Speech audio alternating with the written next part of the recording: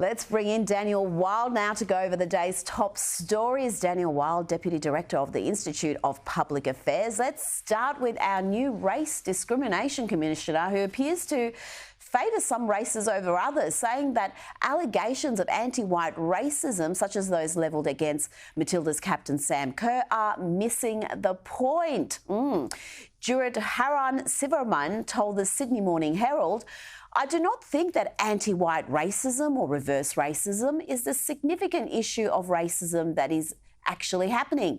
And it completely moves us away from the actual problems of structural and other forms of racism in this country. We had a white Australia policy. Our positions of power in politics, media and the judiciary are still held by white people. That's the context in which racism is occurring and needs to be understood. The notion of anti-white racism is based on a fundamental misunderstanding about racism." Oh, Daniel, where do I start with all that? I read all that out, so we've given full context. We're not just cherry-picking one statement there. Can we get away, firstly, from this notion of reverse racism? Racism is racism. If you're judging someone by the colour of their skin, it is racist, whatever colour they are. Well, it's pretty basic, isn't it? Just treat everybody as they are without having regard, as you say, to their race or religion, ethnicity or gender or whatever it is. But now we have a new definition. We've got a new Marxist definition that is all about power structures. So you can be virulently racist and not really be racist. Well, that's right. And today, racism is a trope. It means everything and nothing, because to people like this, Australia is, as they say, structurally racist. So we're all racist. Now, the key word to use there is we had a white Australia policy. Does he know it was dismantled in the late 60s and early 70s? I think Australia is the least racist country on earth. I'm not saying there aren't individual acts of racism that take place, but as a nation, we have done more than any other nation to be welcoming and tolerant and open. And look, I just think Australians have had a gutful of these elites continuing to call us racist.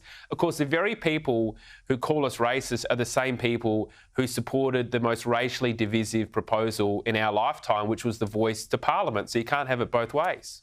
Well, that's right. And I think the Australian people made that clear where they stood on this issue. And it just shows you what a gulf there is between the elites, whether we're talking the media, the bureaucracy, big government and also big corporations, and the average Australian, because every single state voted no. Now, this anti-white commentary shouldn't be a surprise, I guess, when last week we learned the Human Rights Commission gave a contract to provide anti-racism resources to a group founded and owned by a social justice activist who helped spread the doxed details of hundreds of Jewish Australians. I mean, this was a shock, because you would think they would know better than this. They would at least check where these resources are coming from, who's behind it, who's profiting from it, who's putting it together. But here we are. Well, you think so, but, you know, the Australian Human Rights Commission is anything but. I mean, they are not looking out or guarding the rights of Australians. They are an activist organisation. They were largely silent throughout the most egregious breaches of our rights, which was throughout COVID. Exactly. I don't remember any commissioner defending the rights of anti-lockdown protesters to have their say. I don't remember them having anything to say about the mandates and the border closures and the various restrictions on our rights and freedoms. I don't think they've said anything since. So, look, this is just another example, I think, of how this is an activist organisation, not a genuine organisation that's meant to be advancing human rights in Australia. And yet, when the coalition were in power, they didn't dismantle it. I mean, if you don't actually act on these bodies when you have the opportunity to do so, you cannot cry about it now. This is, again, just something else that consecutive coalition governments have failed on. Now, let's go to Victoria, where police are fed up with unruly protesters. I will be speaking to Stephanie Bastian later about the trans activists we had on the weekend and what happened there. But it's not just the trans activists. You've got global warming fanatics. You've got the anti-Israel protesters. And police are saying this is an enormous waste of police resources. Since October 7, there have been 7,500 police shifts needed to cover 315 protests about the Middle East conflict alone. I mean, that is incredible, and yet there's no bills being issued. I remember there was right-wing or centre-right speakers coming to this country, and they were presented with enormous bills from the Victoria Police because protesters were going to show up at their speeches. It wasn't their people protesting, it was the people trying to shut them down, but they were punished with a bill. But these weekly protests we're seeing, Extinction Rebellion, the anti-Israel ones, the trans activists, why is there no accountability? Why are there no bills being issued for any of these groups? Well, it's a good question, and it's becoming enormously disruptive to day-to-day life in Melbourne. You said every week, I reckon there's one a day that's happening, just about. I don't understand, though. You said there's 315 protests in relation to the Israel conflict. I don't understand why these protests are happening in Australia. Everyone has a right to have their say, but I think a lot of Australians will say, hang on a minute, don't bring your ethnic tension and sectarian conflict to our nation. It's based on religious tolerance. So there's that side of it. When it comes to the Victoria Police, this is encouraging that they're calling for these extra powers. We know that after COVID, their standing in the community is at an all-time low. And what they're asking for is clearly, I mean, people are fed up with these protesters. I noticed just very recently the Premier, Jacinta Allen, said that she doesn't want these powers to go ahead. She said she doesn't see how it's going to help things. But good on the police for calling for these powers. It's probably the most sensible thing they've done, I think, in recent times. Oh, absolutely. And releasing some of this data about how much this is costing, how much police resources are being devoted, because this is an ongoing complaint across Victoria, across Melbourne, where police aren't showing up for crimes that are committed, property crimes, because they just can't get there, or they ask the victims to come in to make a report, and yet we've got 7,500 police shifts to cover protests about the Middle East.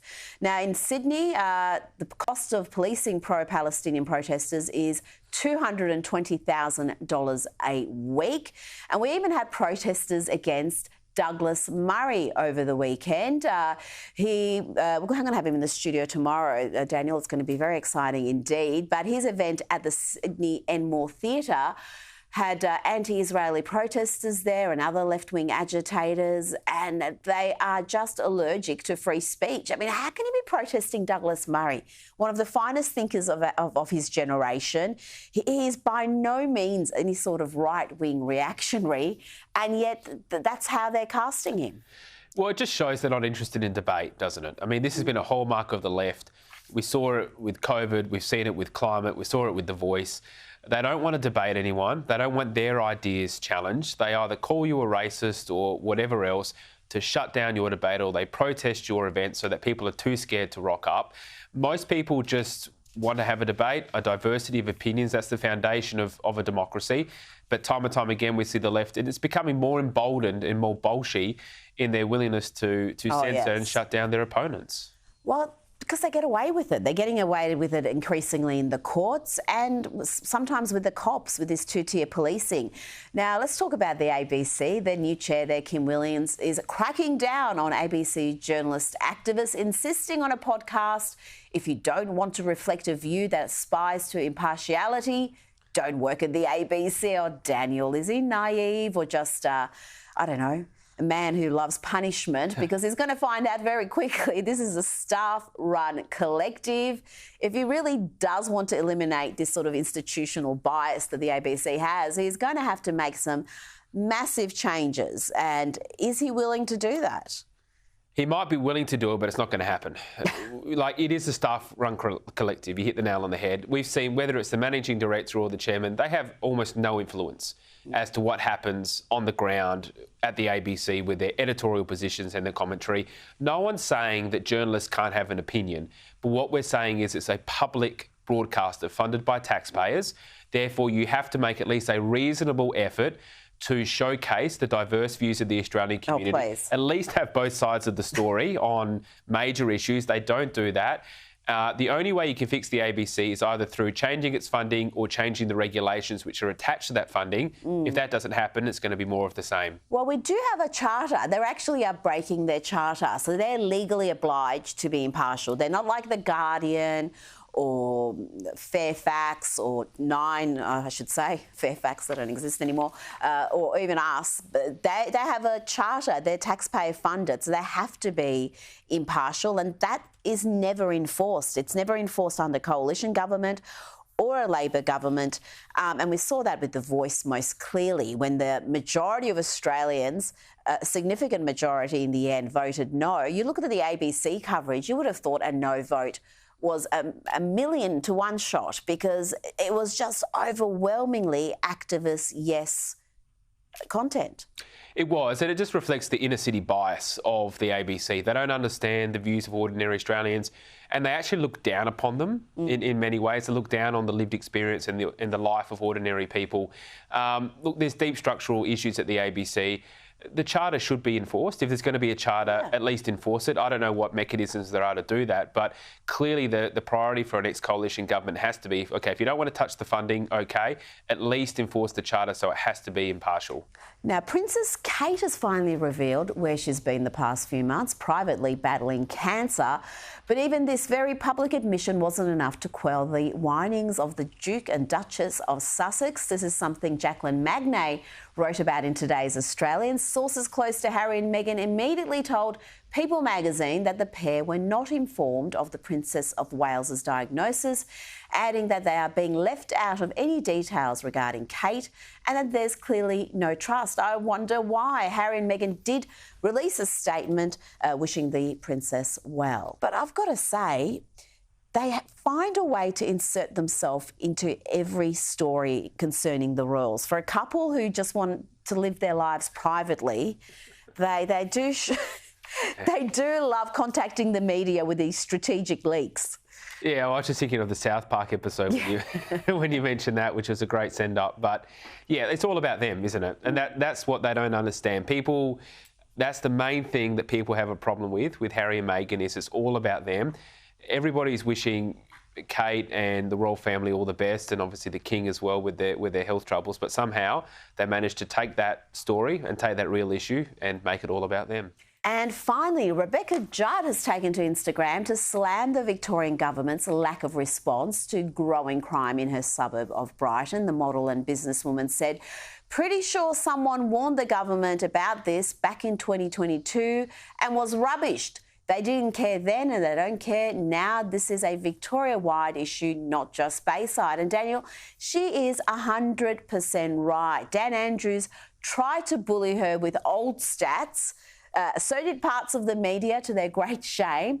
But the latest data shows she was 100% on the money about this surge in crime. And yeah, I think Dan should come out of retirement just for an apology here, just for a quick apology. I think so. I won't be holding my breath on that at all. But she's right. There is a crime problem in Victoria. Oh, yeah. And like you and I have talked about before, the issue is we're locking up the wrong people. There's over a third of those in jail are there for low-risk, non-violent offences. Now, they'd be much better out of jail and in work and making a contribution. At the same time, we've got dangerous, violent criminals on the streets. The cops aren't doing their job because they're going to these transgender climate protests and not actually dealing with real crime. Yeah. So this is just another example. We need wholesale reform of our criminal justice system. Daniel Wild, thanks for your time.